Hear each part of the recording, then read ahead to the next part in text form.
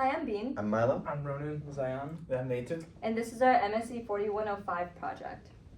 So for a brief introduction, the purpose was to determine the flexural strength and the fracture toughness of various materials. Specifically, we looked at chalk, plastic rods, plastic knives, metal bars, and wood, and we garage engineered using a 3-point bend test to determine the quantitative values of these.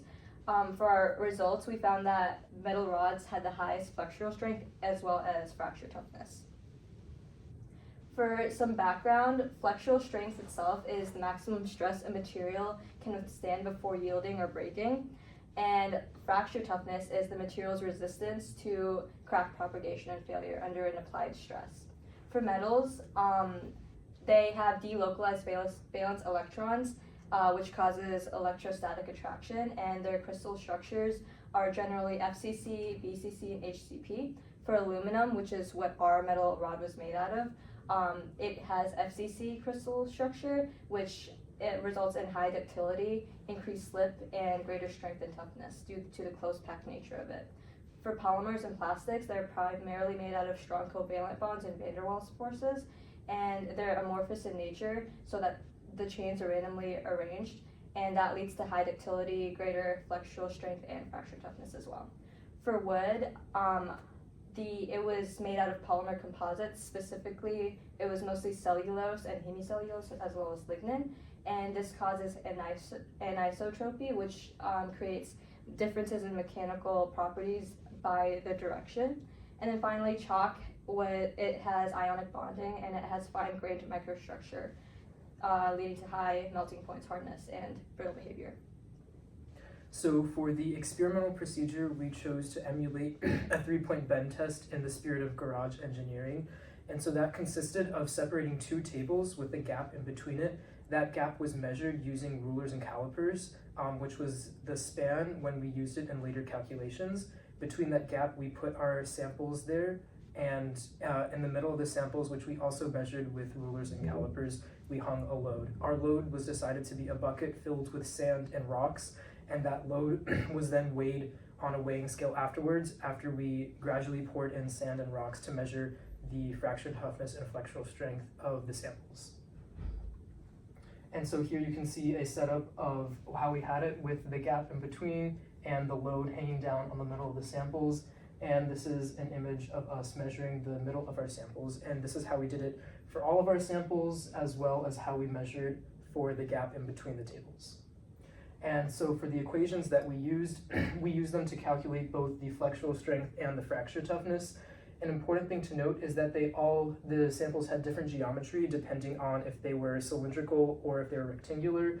And so here we can see this inertial value being changed versus if it was, the cross-section was a sphere or if it was a square.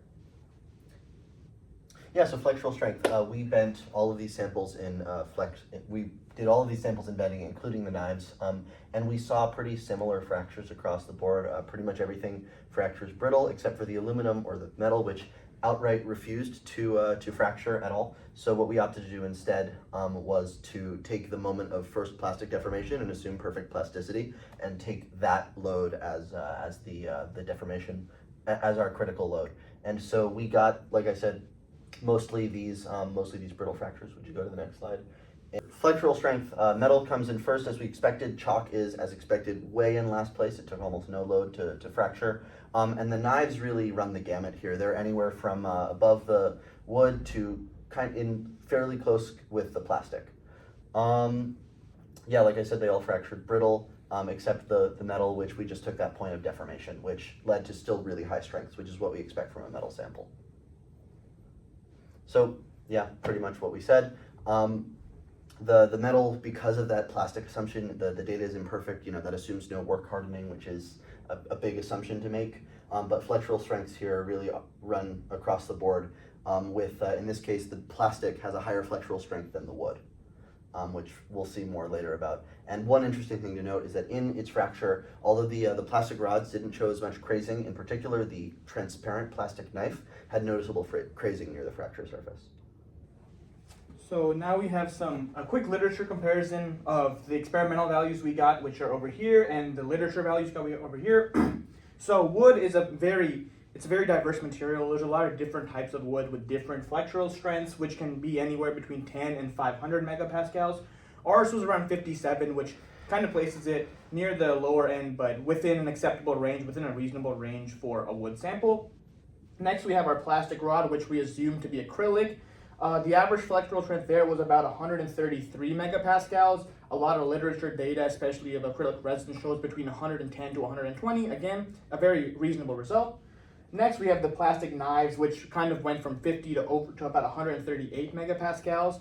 We don't really know the exact polymer composition, whether it's pure or blend, so the literature values for these could match, could not, but between these values, depending on composition, also makes sense, especially for polymers. Next, we have chalk, very low because of the ceramic nature of it. Again, it matches the literature a bit higher, but obviously a lot of chalks, especially from where they are, they could depend on composition. And finally, we have our metal rod, which we assumed was aluminum just because of how it looked and how ductile it was. The 344.6 megapascals was the experimental value, and obviously depending on what alloy it is and how it's been treated, these values can be anywhere from 250 to 300 for regular aluminum samples, which means that while our value was a bit on the high side, this can be kind of attributed to the experimental method we used, but it still does make sense to assume that it is a reasonable sample of aluminum. So these are some of the images of our fracture surfaces. You can see clearly where we notched our samples and also where the fracture occurred. As you can expect, the aluminum had the highest fracture toughness, with the chalk having the lowest. This is actually, so the results are very similar to what we saw in the flexural strength. The values that we have align very closely with that of literature. So again, here's some more literature values. The wood shows the same thing it did with their flexural strength. Because it's so diverse, there's a lot of different values of fracture toughness. What we measured was around 3 megapascals root meter. The literature can be anywhere from 1.3 to 5.5, again, kind of putting us right in the middle of that range. Next, acrylic rod, same idea there, kind of right in the middle of the common literature ranges for different types of acrylic resins. Same deal with chalk, however, ours was, again, on the lower side, just like we saw with the flexural strength, which kind of could show maybe the different composition of chalk than some literature values. And finally, an aluminum rod, which again, kind of right in the middle of the literature values, maybe a bit on the higher side, but again, this can depend based on treatment or alloying materials and a lot of other kind of experimental or material factors. So one of the main discussion points that we have is the length of the span length that we use for our samples, particularly for fracture toughness. This was an issue because if we tried to do the appropriate span in accord with the standards, our span would simply be too small and our samples would not fracture with the loads that we could generate realistically using the bucket of sands. Also, we think that the assumption of perfect plasticity in the metals is inaccurate, which would affect our flexural strength results. So as it concluded, a bucket of sand was used to load our samples, and the weight of the sand was translated into a load, then forced to find fracture toughness and flexural strength. The results showed that there was high precision and accuracy of the metal's flexural strength and toughness compared to literature, and that there is a positive correlation between the strength and the toughness of different materials. Thank you.